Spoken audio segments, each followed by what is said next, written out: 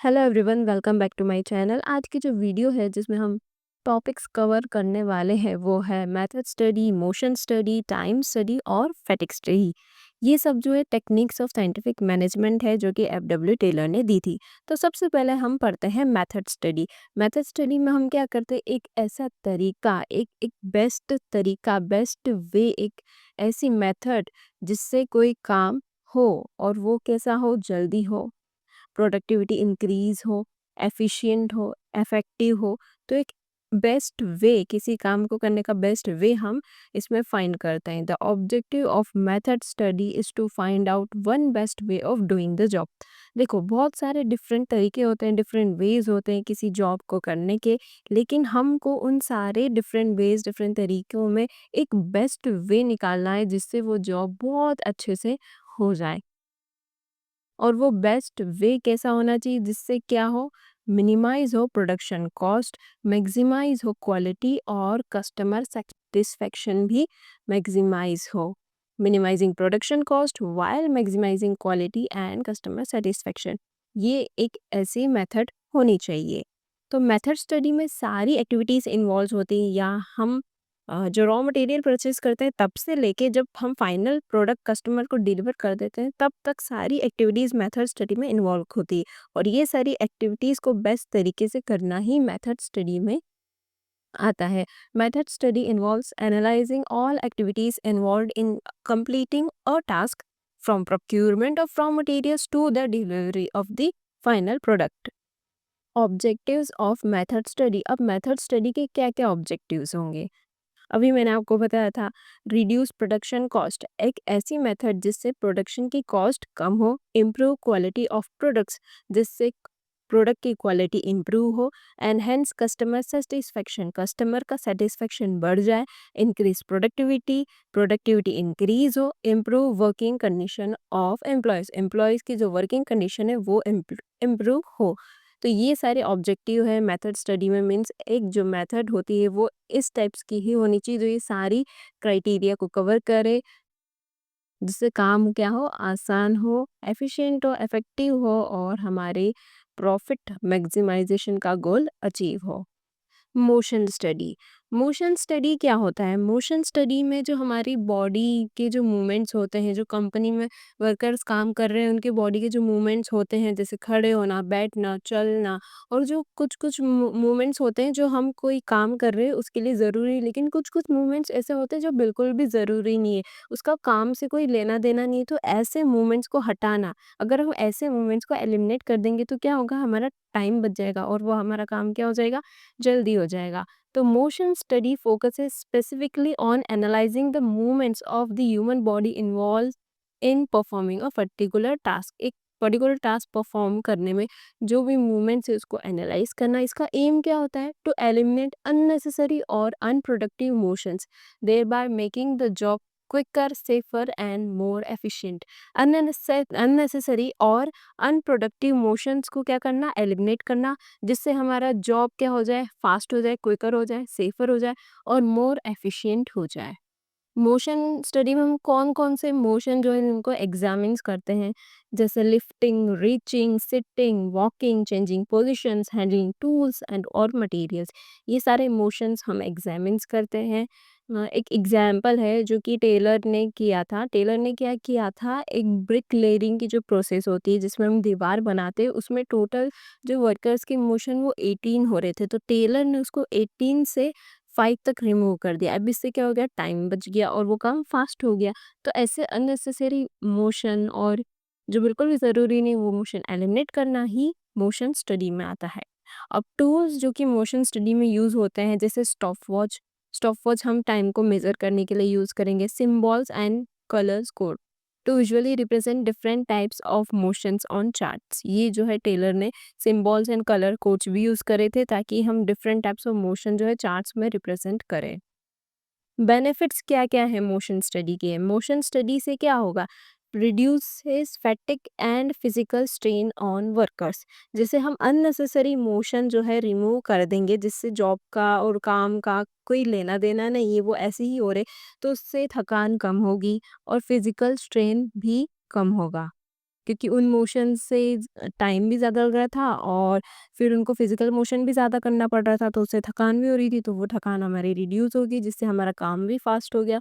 ठीक है, increases speed and accuracy, speed तो बढ़ी जाएगी ऑटोमेटिकली जब हम एलिमिनेट कर देंगे कुछ मोशंस, और एक्यूरेसी भी आ जाएगी। Enhances productivity and lowers cost, productivity increase हो जाएगी, कॉस्ट कम हो जाएगी।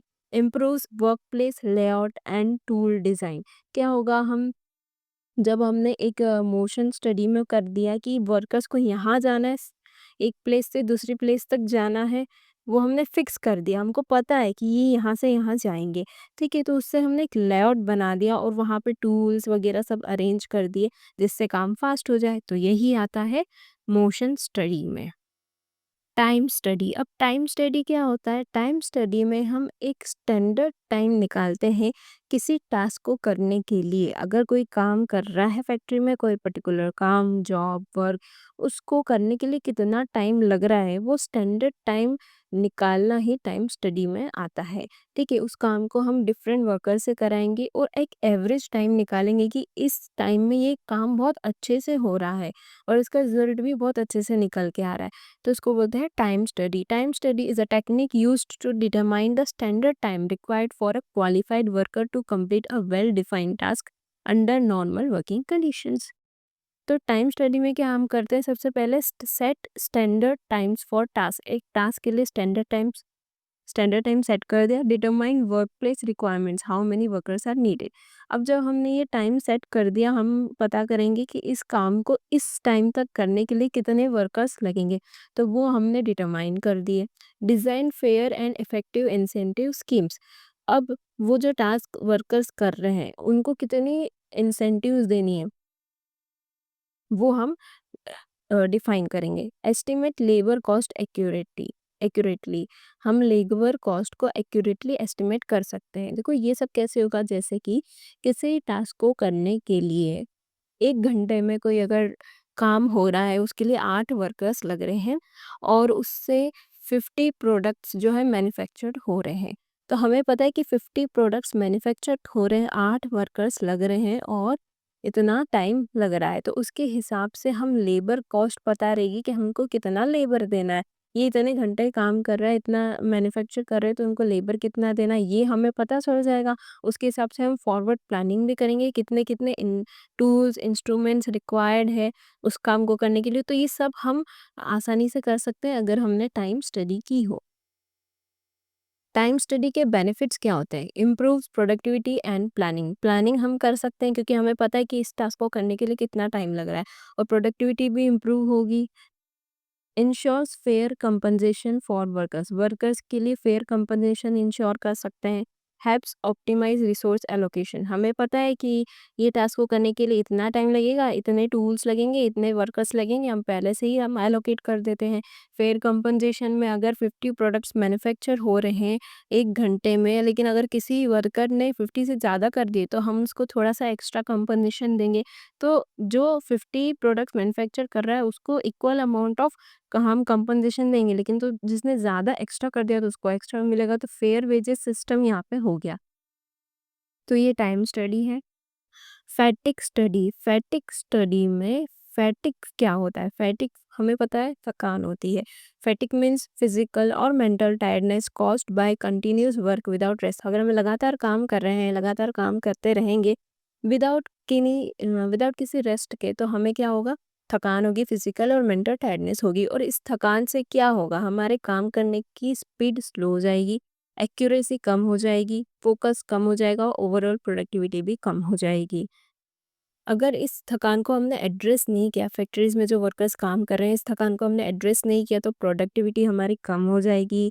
ठीक है, और कुछ मिस्टेक्स भी हो सकती है, कुछ गलती भी हो सकती है, क्योंकि वर्कर्स को तो थकान रहेगी, वो थकान में अपना बेस्ट जो है परफॉर्मेंस नहीं दे पाएंगे। If not addressed, fatigue can also leads to error, accidents and health problems, तो ये फैटिग होता है। अब फैटिग स्टडी क्या होता है, fatigue study is a technique used in work management to understand how and when rest breaks should be provided to workers so they can maintain high levels of energy and productivity throughout their workday. Fatigue study में एक technique होती है जिसमें हम जो हमारा work culture है, जो ऑर्गेनाइजेशन, जो फैक्ट्री में जो काम हो रहा है, उसमें हम डिसाइड करते हैं कि कब और कैसे हमें ब्रेक देना है। जिससे क्या हो, प्रोडक्टिविटी भी हमारी जो है कम ना हो, और जो काम कर रहे हैं वर्कर्स उनकी एनर्जी भी मेंटेन रहे, और पूरे दिन मेंटेन वो रहे। तो इससे हमारी प्रोडक्टिविटी में कोई कॉम्प्रोमाइज़ नहीं होना चाहिए, प्रोडक्ट की क्वालिटी में कोई कॉम्प्रोमाइज़ नहीं होना चाहिए, काम में कोई कॉम्प्रोमाइज़ नहीं होना चाहिए। सब चीज़ एकदम अच्छी रहनी चाहिए, लेकिन हमें वर्कर्स को ब्रेक देना भी ज़रूरी है। तो ऐसा टाइम डिसाइड करना कि कब ब्रेक दें, वो फैटिग स्टडी होता है। पर्पस ऑफ फैटिग स्टडी क्या होता है? To determine how much rest workers need. ये डिटरमाइन करना कि वर्कर्स को एग्जैक्टली कितना रेस्ट चाहिए रहता है। To decides how often rest intervals should be given. 1 घंटे में कितनी देर के लिए हम ब्रेक दें, 2 घंटे में कितनी देर के लिए ब्रेक दें, तो ये रेस्ट इंटरवल्स हमको डिसाइड करना रहता है। To ensure that workers perform efficiently and safely without burnout. Workers efficiently perform करें वर्कर्स, और सेफली परफॉर्म करें बिना थके। ठीक है। टू रिमूव और reduce cause of physical and mental tiredness. Physical और मेंटल टायर्डनेस का क्या कॉज है, क्यों हो रही है इतनी ज़्यादा, इसको रिमूव करना ही फैटिग स्टडी में आता है। और बेनिफिट्स क्या है फैटिग स्टडी के? प्रोडक्टिविटी बूस्ट करती है फैटिग स्टडी, क्योंकि अगर हम रेगुलरली एक परफेक्ट टाइम में उनको ब्रेक देंगे तो उससे क्या होगी, उनकी एनर्जी मेंटेन रहेगी और थकान भी नहीं होगी, तो वो अपना बेस्ट परफॉर्मेंस देंगे। Reduces errors and accidents. Accidents और एरर्स को कम करता है। Promotes worker health and wellbeing. Workers की हेल्थ भी कॉम्प्रोमाइज नहीं होगी।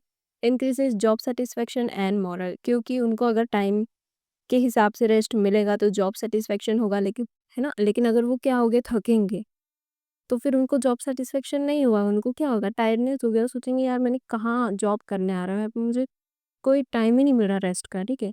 फिर leads to better quality of work. Work की जो क्वालिटी है वो भी इम्प्रूव होगी। सो यही था आज की वीडियो में। नेक्स्ट वीडियो में आपको अगर जो भी टॉपिक हो आप कमेंट करें, और ऐसी वीडियो के लिए सब्सक्राइब करें।